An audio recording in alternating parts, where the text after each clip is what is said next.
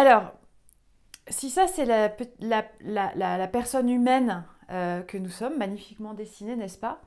Il faut considérer qu'en fait, on est composé dans nos schémas, dans ce qui nous dirige, on est composé à hauteur de 5%, dirigé en tout cas à hauteur de 5% par notre volonté, nos désirs conscientes, et environ 95% par notre subconscient. Notre subconscient, c'est quoi? On peut dire que c'est tout ce qui va générer nos fonctionnements automatiques. Tout ce qui fait qu'on fonctionne de cette manière, les stratégies qu'on va utiliser, etc. etc. Et c'est essentiellement créé par notre système de croyance qui va être le socle, la structure dans laquelle on évolue toute la journée et qui va se construire à travers différentes choses. Alors déjà, ton enfance, la manière dont tu as été choyé lorsque tu étais petite ou petit, entre 0 et 7 ans, qui elle-même est conditionnée aussi par la manière dont les personnes qui t'ont choyé entre 0 et 7 ans ont elles-mêmes été choyées pendant leur enfance.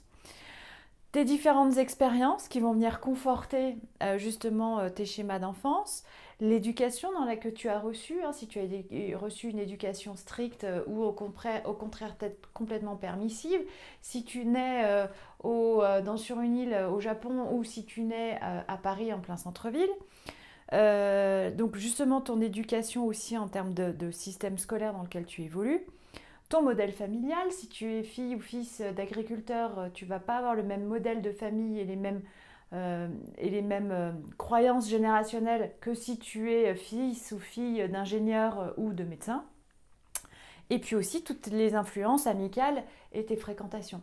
Donc tout ça, en fait, ça va en quelque sorte générer une sorte de conditionnement qui va créer tout un système de croyances, de choses en lesquelles tu crois, de choses que tu crois vraies, qui vont être véritablement la structure, le socle dans lequel tu évolues toute la journée.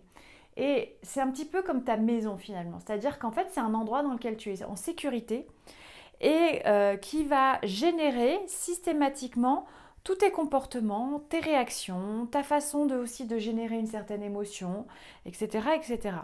Et ça, ton cerveau, il adore évoluer là-dedans. Parce qu'en fait, pour lui, c'est confortable. Et enfin je dis ton cerveau, mais ton mental, c'est-à-dire qu'en fait, le job de ton mental, c'est justement d'assurer ta survie et ta sécurité en tant qu'être humain. Et euh, il va te maintenir dans ce système-là, justement pour assurer cette fameuse sécurité. Et comme il aime ce qu'il connaît, puisque ce qu'il connaît le rassure, il va vraiment tout faire pour te maintenir là-dedans. À tel point que, par exemple, si tu, imaginons, je vais prendre un exemple exprès un petit peu caricatural, imaginons tu vis une expérience, une situation vraiment difficile avec une personne qui porte un chapeau pointu. Ton système de tri d'informations générales, puisqu'on reçoit un nombre incalculable d'informations au quotidien, donc tu vas faire des tris, ton cerveau, ton mental fait des tris en permanence.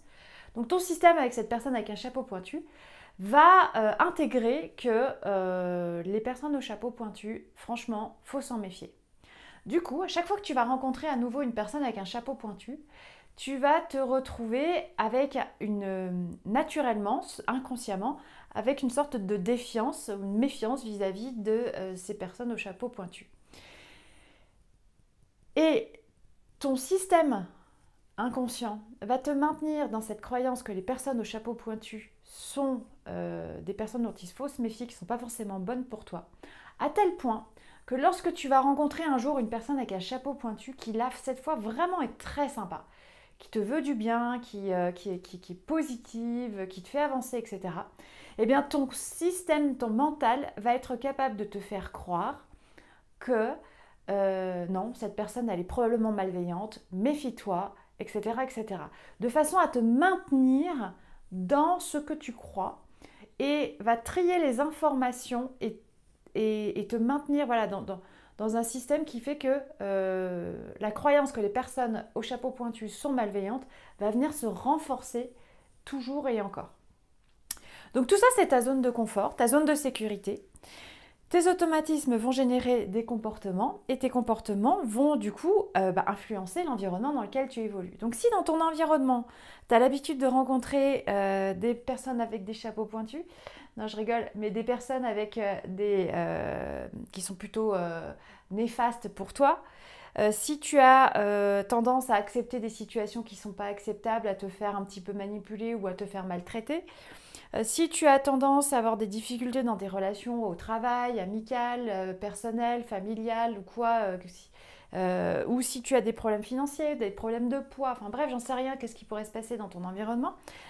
En tout cas, sache que loin de moi l'idée de te culpabiliser sur le fait que c'est ta faute si tu es comme ça, c'est pas du tout ce que je veux dire, c'est parce que en fait tout ça c'est vraiment, ça se passe dans ton système inconscient. En revanche, il faut que tu prennes la conscience, et ça c'est hyper important, que tu as la responsabilité d'évoluer et de pouvoir agir sur cet environnement qui est généré par tes comportements, lesquels sont générés par tes automatismes et donc ton système de croyance. Donc si tu viens travailler sur ton système de croyance, alors tu vas pouvoir changer directement l'environnement dans lequel tu évolues.